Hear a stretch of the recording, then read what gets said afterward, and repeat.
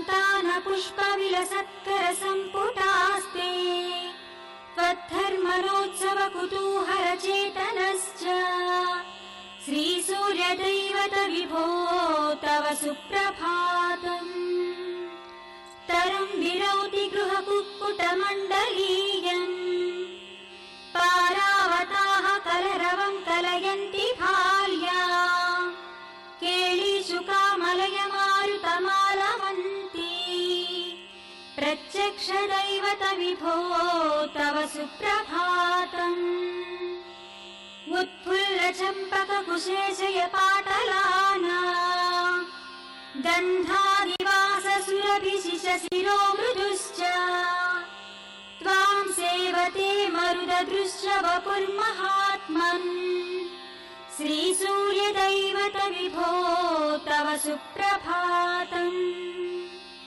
స్వామిన్నద ప్రవృజినాపః పుష్కరిణ్యా స్నాతాః ప్రపూత మనసః స్మృతివర్మనిష్ఠాః గాయంతి సామమధురం ఋషితుల్య విప్రాః శ్రీహర్షవల్యధిపతే తవ సుప్రభాతం రమ్యాగ్రహణ్య వితతో కలభాషిణీనా వీణానినాద కలితామృత భవ్యగానం సంశ్రూయతే భవదనంత గుణానుబంధీ శ్రీ సూర్య దైవత విభో తవ సుప్రభాతం గోపాంగనాదధి విమంధన మంజుఘోషాః సత్బ్రహ్మచారి ముఖ నిర్గత మంత్రపాఠాః ప్రాభోతి కిమపి కరోతి తవాజ్య సేవాం ప్రత్యక్ష దైవత విభో తవ సుప్రభాతం ప్రత్యూషరాగసు మనోహర పుష్కరిణ్యా కించిద్ వికాసి కమలోద్గత భృంగరాజిః భీతాంధకారకణికేవ హఠాత్ ప్రయాతి శ్రీహర్షవల్యధిపతే తవ సుప్రభాతం హే లోకబాంధవ కృపాకర చిత్ప్రదాయిన్ విశ్వస్య లోచన భువం పరిరక్షణార్థం ఆర్చావతార జనతాఖిలతాపహారిన్ ప్రత్యక్ష దైవత విభో తవ సుప్రభాతం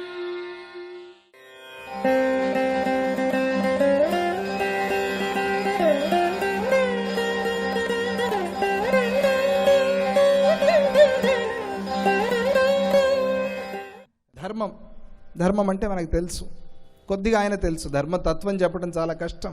ధర్మస్య తత్వం నిహితం గుహాయాం. ధర్మాన్ని గురించి ఎవరూ సంపూర్ణంగా చెప్పలేదు. ఎవరికి ఏది ధర్మం అంటే ఏం చెప్తాం? అయ్యో హింసించడం కష్టమన్నారు, ఎవరిని నొప్పి పెట్టకూడదు అని. డాక్టర్ గారు ఇంజెక్షన్ చేస్తారు, అది తప్పు అంటే అయ్యో అని అరుస్తాడు కదా ఇంజెక్షన్ చేసేప్పుడు. ఎవరిని హింసించకూడదండి, నేను మీకు ఇంజెక్షన్ చేయను అంటే ఆ డాక్టర్ దగ్గరికి జన్మలో ఎవరు పోరు. ఎవరైనా వెళ్తారా అండి? అయ్యో ఇంజెక్షన్ ఎట్లా చేస్తామండి, మీకు నొప్పి కలుగుతుంది. అది డాక్టర్ ధర్మం. మరి డాక్టర్ గారు ఇంజెక్షన్ ఇస్తున్నారు, ఇచ్చేప్పుడు అరుస్తున్నాం కదా అని మనం కూడా అందరినీ అర్పిస్తామంటే అది మన ధర్మం కాదు.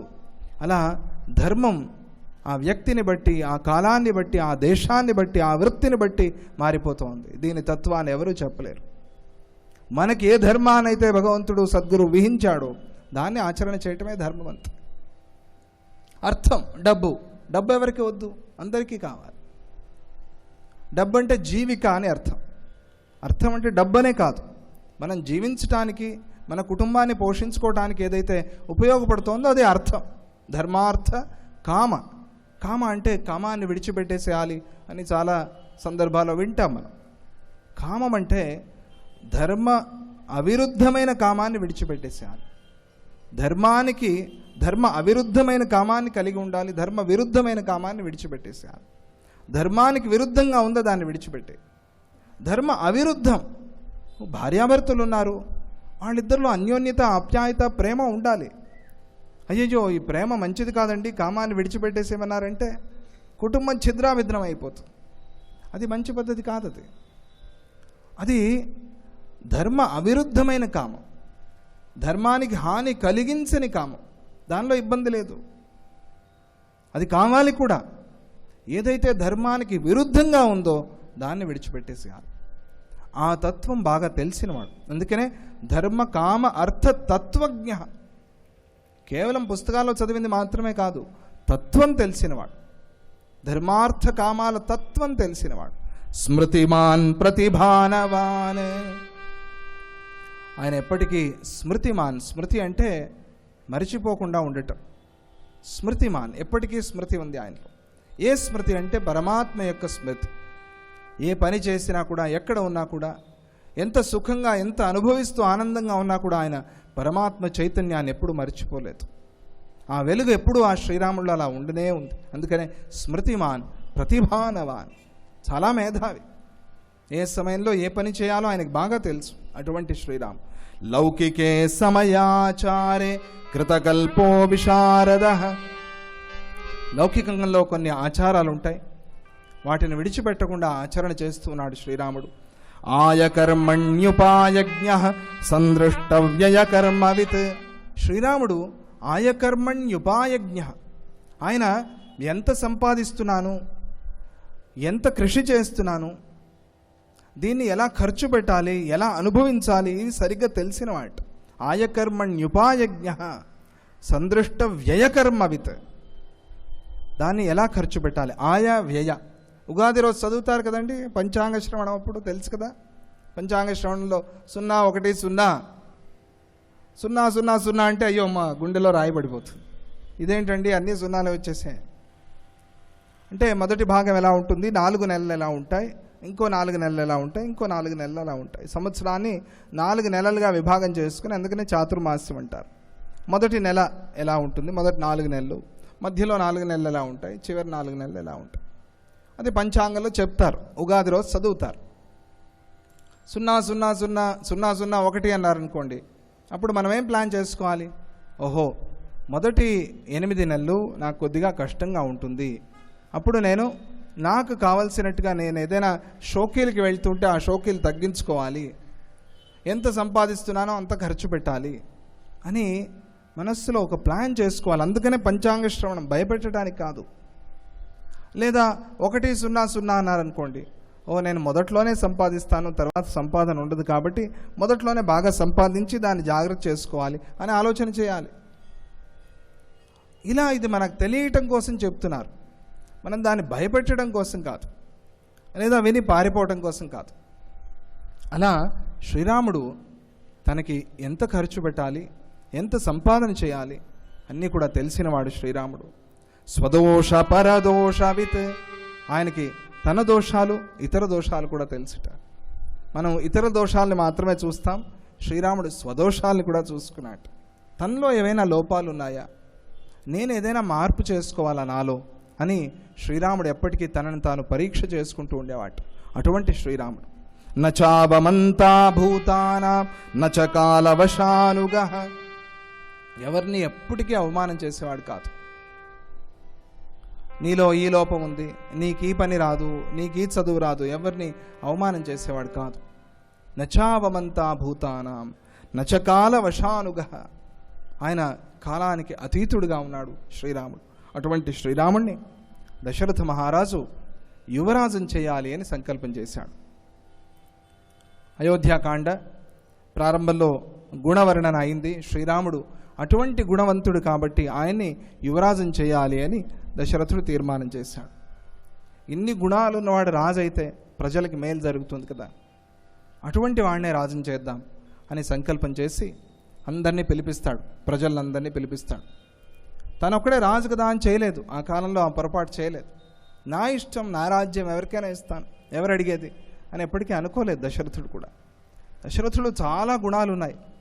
దశరథుడిని రాముడంతటి వాడు అని వర్ణన చేస్తారు. దశరథ, ఆ దశరథుడినే ఎన్నుకున్నాట. ఎందుకని అంటే ఇంద్రియాలు 10 కదా, ఆ 10 ఇంద్రియాలని రథంలాగా చేసుకుని ఆ రథాలని ఎక్కి ఊరేగుతున్న ఆత్మలాగా ఉన్నట్టు దశరథుడు. అందుకనే ఆయన్ని తండ్రిలాగా ఎన్నుకున్నాట.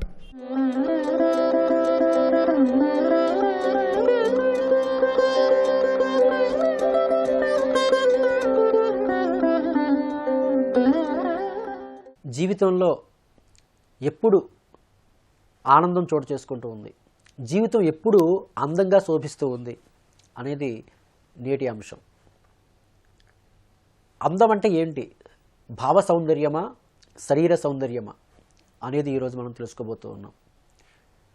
ఒకానొక సమయంలో దరిద్రలక్ష్మికి ధనలక్ష్మి మధ్యలో ఒక వాగ్వాదం కలిగింది. దరిద్రలక్ష్మి నేను గొప్పదాన్ని అంటుంది.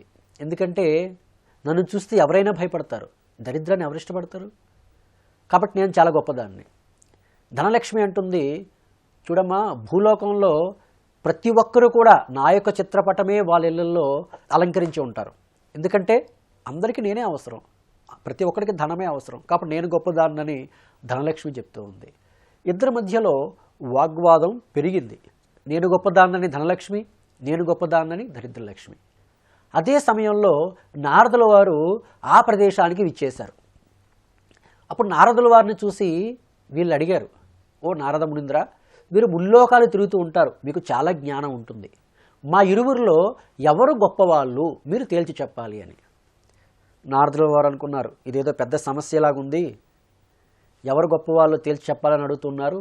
ఇప్పుడు ధనలక్ష్మిని గొప్పదానివి తల్లి అంటే దరిద్రలక్ష్మి కోపం వస్తుంది, దరిద్రలక్ష్మి నువ్వు గొప్పదానివమ్మా అంటే ధనలక్ష్మి వారికి కోపం వస్తుంది అని. ఇది చాలా సందిగ్ధమైనటువంటి క్లిష్ట సమస్య అని. అమ్మ, ఈ సమస్యని పరిష్కరించే జ్ఞానం భూలోకంలో ఒకే ఒక వ్యక్తికి ఉంది, ఆయన పేరే విక్రమార్కుడు. కాబట్టి విక్రమార్కుడు దగ్గరకు తమరు వెళ్ళగలిగితే అక్కడ మీ యొక్క ప్రశ్నకు సమాధానము లభిస్తుంది అని నారదుల వారు చెప్పడం జరిగింది. అప్పుడు ఉన్న ఫనంగా ఇద్దరు కూడా బయలుదేరి విక్రమార్కుడు దగ్గరకు, విక్రమార్కుడి యొక్క రాజ్యానికి వెళ్ళి విక్రమార్కుడి యొక్క గృహంలో వేయించేశారు. విక్రమార్కుడు ధనలక్ష్మిని అధలక్ష్మిని చూసి సాష్టంగ దండ ప్రమాణాలు చేసి, అమ్మ మీరు మీ రాకకు కారణం తెలియజేయవలసింది అంటే, అయ్యా నీ యొక్క మర్యాదలు పక్కన పెట్టు, ముందు మా సమస్యని తేల్చు, మా ఇరువురిలో ఎవరు గొప్పవాళ్ళో తేల్చి చెప్పు అని వాళ్ళు అడగడం జరుగుతుంది. అప్పుడు విక్రమార్కుడు ఆయన కూడా ఇది చాలా సంక్లిష్టంగా ఉంది, ఎవరు గొప్పవాళ్ళని చెప్పాలి, ఎవరు ఒక్కరినే చెప్పాలి, ఇద్దరని చెప్పలేం కదా, ఇద్దరని చెప్తే వాళ్ళు అంగీకరించరు, ఒక్కరే గొప్పవారని చెప్తే మరొకరు కోపం వస్తుంది. ఏం చేయాలని చెప్పి విక్రమార్క చక్రవర్తి వాళ్ళిరువురిని కూడా ఒక విశాలమైనటువంటి ఒక విశాల ప్రదేశానికి తీసుకువెళ్ళడం జరిగింది. అక్కడ దూరంగా ఇరువురిని నిల్చుండబెట్టి అప్పుడు అధలక్ష్మి అంటే దరిద్రలక్ష్మిని, అమ్మ తమరు దయచేసి ఇలా వెనుదిరిగి అలా నడిచి మీరు వెళ్ళిపోయండి అని అన్నారట. అప్పుడు ఎందుకు అంటే, మీరు అలా వెళ్ళండి అమ్మా నేను చెప్తానంటే, అప్పుడు దరిద్రలక్ష్మి అలా వెనుదిరిగి అలా నడుచుకుంటూ వెళ్ళిపోతున్నారట. అప్పుడు దరిద్రలక్ష్మి అలా వెనుదిరిగి వెళ్ళిపోతూ ఉంటే అప్పుడు దరిద్రలక్ష్మిని నమస్కారం పెట్టి, అమ్మ తమరే చాలా గొప్పవాళ్ళమ్మా అన్నారట. ఎందుకు గొప్పవాళ్ళంటే, మీరు ఎప్పుడైతే మా రాజ్యాన్ని మమ్మల్ని విడిచిపెట్టి వెళ్ళిపోతారో అప్పుడు మీరు చాలా గొప్పవాళ్ళు అంటాడు విక్రమార్కుడు. అప్పుడు ధనలక్ష్మి చూస్తుంది, అమ్మ మీరు కోప్పడకండి, మీరు నడిచి మా రాజ్యంలోకి రండి, మా గృహంలోకి రండి అంటాడు. అప్పుడు ధనలక్ష్మి నడుచుకుంటూ తన గృహంలోకి వేయించేస్తుంది. ఎప్పుడు ధనలక్ష్మి నడుచుకున్న తన జీవితంలోకి తన గృహంలోకి వస్తుంటే అప్పుడు నమస్కరించి, అమ్మ ధనలక్ష్మిని చూసి తమరే చాలా గొప్పవారమ్మా అని నమస్కరించాడు. అప్పుడు ధనలక్ష్మి కూడా సంతోషిస్తుంది. అంటే దాని అర్థం ఏంటి? దరిద్రము మన జీవితం నుండి దూరంగా వెళ్ళిపోతే, మన జీవితాన్ని దరిద్రం వదిలి వెళ్ళిపోతే జీవితం చాలా అందంగా ఉంటుంది. అలాగే మంచి అంటే సంపద అంటే సద్గుణ సంపద అనేది మన జీవితంలోకి తలుపు తట్టి వస్తుంటే జీవితం అందంగా ఉంటుందన్నమాట. కాబట్టి చెడు దూరమైతేనే జీవితం అందం, మంచి దగ్గరైతేనే జీవితం అందంగా ఉంటుంది. అప్పుడే జీవితం శోభాయమానంగా గోచరిస్తుంది అనేది విక్రమార్కుడు చెప్పడం జరిగింది. అందుకే మత్వా కర్మాని కుర్వంతి ఇతి మానవాహ అని చెప్పబడింది. అంటే మనిషి అంటే ఎవరయ్యా అంటే, ఒక మతితో ఏది మంచి ఏది చెడు అని విచారణ చేసి మంచిని ఆచరిస్తూ చెడుని విస్మరిస్తూ ముందుకు సాగిపోయేవాడినే మనుష్యుడు అని పిలుస్తారు. అంటే మనిషికి మాత్రమే వివేకం ఉంటుంది, నిత్య అనిత్య వస్తు వివేకము అనేది. అంటే ఒక చెడుని మంచిని వేరు చేసే శక్తి ఒక మనిషికి మాత్రం ఉంటుంది. ఒక చిన్న పిల్లవాడికి బాలుడికి ఒక అరటపండు ఇచ్చామనుకోండి, అరటపండుని తను అలా నమ్ములుతూ ఉంటాడు. అంటే కాస్త జ్ఞానం బుద్ధి ఉన్నవాడికి ఇస్తే ఆ అరటపండుని అలా ఒలిచి తొక్కని పారవేసి అప్పుడు లోపల ఉన్నటువంటి గుజ్జును మాత్రం స్వీకరిస్తాడు. కారణం ఏంటి? జ్ఞానం ఉన్నవాడు విడదీస్తాడు, లోపల సారాన్ని స్వీకరిస్తాడు, బాహ్యాన్ని విసర్జిస్తాడు. అలాగే మనుష్యుడికి ఆ జ్ఞానం ఇవ్వబడింది, మంచిని స్వీకరించడం, చెడుని విస్మరించడం. అందుకే ఎవరు మనకు భగవద్గీతలో గమనిస్తే కనుక విశ్వరూప సందర్శన యోగం, విశ్వరూప సందర్శన యోగంలో కృష్ణ భగవానుడు తన విశ్వరూపాన్ని, అంటే ఇంకా యుద్ధం ఇంకా జరగనే లేదు, యుద్ధానికి ముందు భగవద్గీత కదా, విశ్వరూప సందర్శన యోగంలో అక్కడ ఉన్నటువంటి కౌరవ సైన్యం మొత్తం కూడా చనిపోయినట్టుగా చూపిస్తారు. కౌరవ సైన్యం మొత్తం. అర్జునుడికి ఒక సందేహం వచ్చింది, ఎందుకు అలా చూపించారు అంటే విశ్వరూపం అనేది భవిష్యత్ కాలాన్ని కూడా చూపించగలుగుతుంది, అంటే భవిష్యత్తులో వాళ్ళందరూ చనిపోతారు అనేది ఒక అర్థం. రెండవది వాళ్ళు బ్రతికున్న చనిపోయిన వాళ్ళతో సమానము అనేది మరొక బోధ జరుగుతుంది. బ్రతికున్నా చనిపోవడం ఏంటండి అని మీకు సందేహం రావచ్చు. అవునండి, ఈ ప్రపంచంలో 2 రకాలైనటువంటి మనుషులు జీవిస్తూ ఉంటారట. ఒకరు చనిపోయినా బ్రతికిన వాళ్ళు, అంటే చనిపోయి ఉంటారు అయినా వాళ్ళు బ్రతికే ఉంటారట. రెండో వాళ్ళు బ్రతికే ఉంటారు కానీ చనిపోయిన వాళ్ళట. ఏంటి వ్యత్యాసం అంటే ఎవరైతే ధర్మాన్ని అనుష్ఠిస్తూ ఉంటాడు, ధర్మాన్ని ఆచరిస్తూ ఉంటాడు, వాళ్ళు శరీర రూపంలో లేకపోయినా చనిపోయి ఉన్నా వాళ్ళు ఇంకా మన హృదయాలు బ్రతికే ఉంటారు. ఇవాళ వివేకానందుడు, రామకృష్ణ పరమహంస గారు, రమణ మహర్షి గారు వాళ్ళ శరీర రూపాల్లో లేరు కానీ మన హృదయాలు బ్రతికే ఉన్నారు. వాళ్ళ కోసం చెప్పుకుంటూ ఉన్నాం, ఎందుకని వాళ్ళు ఆచరించే ధర్మం వాళ్ళని బ్రతికించి ఉంది. అలాగే దుష్టులు, దుర్మార్గులు, ఈ అఘాయువులు ఎవరైతే ఉన్నారో వాళ్ళు బ్రతికున్నా వారు చనిపోయిన వాళ్ళతోనే సమానం. అందుకే ఇక్కడ కౌరవులందరూ అధర్మం వైపు ఉన్నారు కాబట్టి ఇంక యుద్ధమే జరగలేదు, వాళ్ళు బ్రతికే ఉన్నారు. కానీ విశ్వరూప సందర్శన యోగంలో వాళ్ళందరూ చనిపోయినట్టుగా భగవానుడు చూపిస్తాడు. అంటే అధర్మాన్ని పట్టుకున్నవాడు వాడు బ్రతికున్న చనిపోయిన వాడే. అఘాయు ఏవం ప్రవర్తితం చక్రం నానువర్తయతి యతీహయ. అఘాయు ఇంద్రియారామో మోఘం పార్థ స జీవతి. ఆ జీవులు బ్రతికున్న ధర్మాన్ని ఎవడైతే అనుష్ఠించాడో వాడు బ్రతికున్న వాడు ఆయుస్సు అఘాయు, పాప ఆయుస్సయ, వాడు చనిపోయిన వాడితో సమానం ఎవరైతే ధర్మాన్ని ఆచరించడో అని చెప్పబడింది. కాబట్టి ధర్మ మార్గంలో మనిషిగా జీవించడమే నిజమైనటువంటి ధర్మమని ఆశిస్తూ స్వస్తి. హరి ఓం తత్సత్.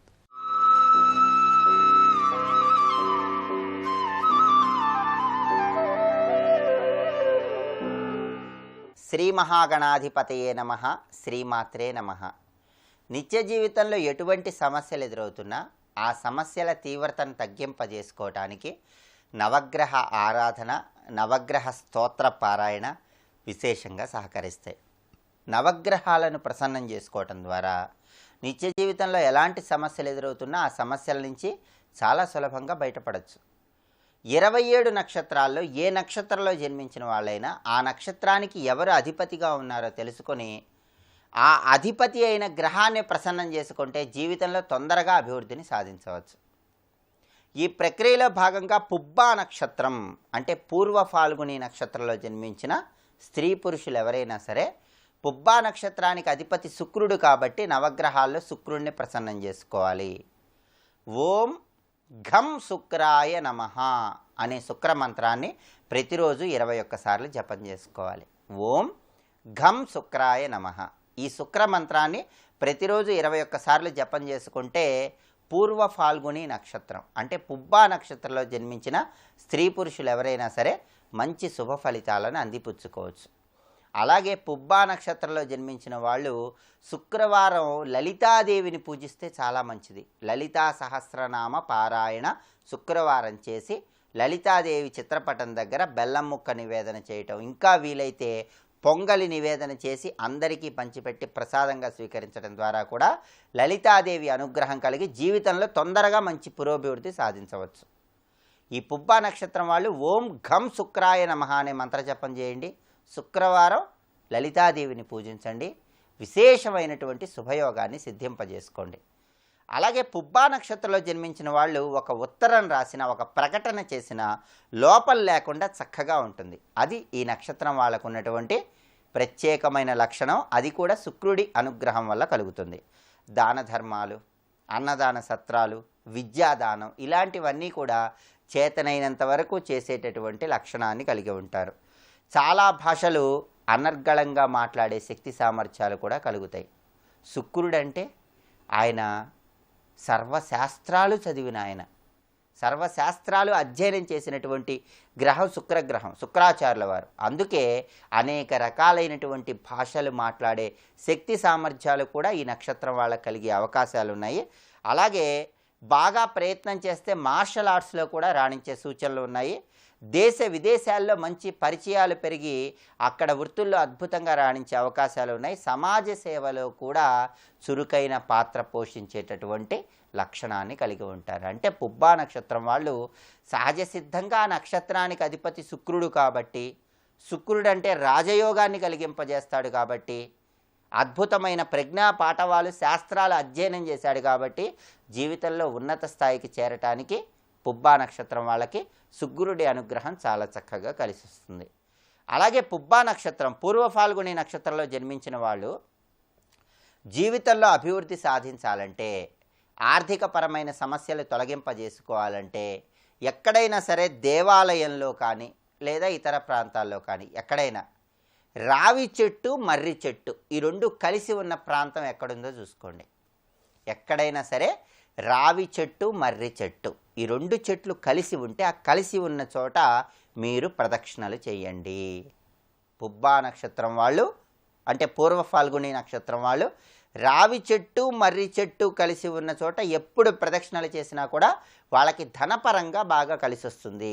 ఆర్థిక ఇబ్బందుల నుండి తొందరగా బయటపడటానికి ఈ రావి చెట్టు, మర్రి చెట్టు కలిసి ఉన్న చోట చేసే ప్రదక్షిణలు చాలా చక్కగా ఉపయోగపడతాయి. అలాగే మీ గృహంలో ఆగ్నేయ దిక్కులో వెండితో తయారు చేయబడినటువంటి ఒక చిన్న ఏనుగు బొమ్మను ఉంచండి. ఏనుగు అంటే రాజరికానికి, సకల శుభాలకు సంకేతం. లక్ష్మీదేవి కూడా ఏనుగులు తొండంతో నీళ్లు చిమ్ముతూ అభిషేకం చేస్తూ ఉంటాయి. అందువల్ల ఏనుగుకి విశేషమైన ప్రాధాన్యత ఉంది. ఆగ్నేయ దిక్కు అంటే అది అగ్నిదేవుడికి సంబంధించిన దిక్కు. అక్కడ ఏనుగు బొమ్మను వెండితో తయారు చేస్తే చంద్రుడి అనుగ్రహం కూడా కలుగుతుంది. అలా ఉంచడం ద్వారా విశేషంగా కలిసి వస్తుంది. అలాగే శుక్రవారం రోజు ఈ నక్షత్రం వాళ్ళు లక్ష్మీదేవిని ఎర్రటి పుష్పాలతో పూజించాలి. అమ్మవారికి పూర్ణాలు నివేదన చేయాలి. వాటిని ప్రసాదంగా స్వీకరించి అందరికీ పంచిపెట్టాలి. శుక్రవారం ఎర్రటి పూలతో లక్ష్మీదేవిని పూజిస్తే పుబ్బా నక్షత్రం వాళ్ళకి బాగా కలిసి వస్తుంది. అలాగే ఈ పుబ్బా నక్షత్రం వాళ్ళకి సంపత్తార ఉత్తరా నక్షత్రం, అంటే వాళ్లకు సంపదలు ఇచ్చే నక్షత్రం ఉత్తరా నక్షత్రం. అందుకే పుబ్బా నక్షత్రంలో జన్మించిన స్త్రీ పురుషులు ఎవరైనా సరే ఉత్తరా నక్షత్రం ఎప్పుడు వచ్చిందో చూసుకోండి. ఆ ఉత్తరా నక్షత్రం వచ్చిన రోజు సూర్య భగవానుడి చిత్రపటానికి జిల్లేడు పూలతో పూజ చేయండి. బెల్లం పొంగల్ నివేదన చేయండి. ఆ బెల్లం పొంగల్ అందరికీ పంచిపెట్టండి. ఇలా చేస్తే ఈ నక్షత్రం వాళ్ళకి ఆర్థికంగా అద్భుతంగా కలిసి వస్తుంది. ఆర్థికంగా విశేషంగా రాణించాలంటే, ధన ఆదాయం పెరగాలంటే పుబ్బా నక్షత్రం వాళ్ళు ఎప్పుడు ఉత్తరా నక్షత్రం ఉందో చూసుకొని, ఆ ఉత్తరా నక్షత్రం వీళ్ళకి సంపదలు ఇచ్చే నక్షత్రం కాబట్టి ఆ సంపదలిచ్చే ఉత్తరా నక్షత్రం ఉన్న రోజు సూర్యుడిని జిల్లేడు పూలతో పూజించండి. బెల్లం పొంగల్ నివేదించి అందరికీ పంచిపెట్టండి. ఇలా చేస్తే అద్భుతంగా ధనప్రాప్తిని సిద్ధింపజేసుకోవచ్చు. అలాగే తెల్లటి పుష్పాలు ఉన్నటువంటి పూల కుండీని మీ ఇంటి ఆవరణలో ఏర్పాటు చేసుకోండి. దానికి కారణం ఏంటంటే, తెలుపు అంటే అది శుక్రుడికి ప్రియమైన రంగు కాబట్టి, ఈ నక్షత్రానికి శుక్రుడి అధిపతి కాబట్టి తెల్లటి పుష్పాలు ఉన్నటువంటి పూల మొక్కలు కుండీలో ఏర్పాటు చేసుకొని మీ గృహంలో ఉంచుకుంటే మీ గృహంలోకి మహాలక్ష్మీదేవి ప్రవేశిస్తుంది. శుక్రుడి అనుగ్రహం కలుగుతుంది. ఆర్థిక ఇబ్బందుల నుండి చాలా సులభంగా బయటపడవచ్చు. అలాగే శుక్రవారం రోజు ఆవుకు అరటిపళ్ళు ఆహారంగా తినిపించాలి. శుక్రవారం గోమాతకు అరటిపళ్ళు ఆహారంగా తినిపిస్తే కూడా పుబ్బా నక్షత్రం వాళ్ళకి అనుకూలత ఏర్పడుతుంది. అన్ని రంగాల్లో తొందరగా రాణిస్తారు. వీలైనప్పుడు మీ చేత్తో తేనె ఎవరికైనా దానం ఇవ్వండి. అలా దానం ఇస్తే కూడా మీకున్న గ్రహదోషాలన్నీ తొలగిపోతాయి. శ్రీరామనామం అనునిత్యము వీలైనప్పుడల్లా జపించుకోండి. రామతారక మంత్రం, రామనామం, రామ రామ రామ అని వీలైనప్పుడల్లా మనసులో స్మరించుకోండి. పుబ్బా నక్షత్రం వాళ్ళు తొందరగా అభివృద్ధిని సాధిస్తారు. అలాగే శనివారం రోజు ఉపవాసం ఉండండి. శనివారం ఉపవాసం ఉండి మీ ఇష్టదేవతను స్మరించుకోండి. అలా చేస్తే శనివారం ఉండే ఉపవాసం వల్ల కూడా విశేషమైన శుభ ఫలితాలు ఏర్పడతాయి. ఇలా ప్రత్యేకమైన విధి విధానాలు పాటిస్తూ శుక్రుడికి సంబంధించిన మంత్రజపం చేయండి. లలితా అమ్మవారిని ఆరాధన చేయండి. పుబ్బా నక్షత్రం వాళ్ళు జీవితంలో తొందరగా మంచి పురోభివృద్ధిని సాధించి ఆనందకరమైన జీవితానికి నాంది వాక్యం పలకండి. సర్వే జనాః సుఖినో భవంతు. స్వస్తి.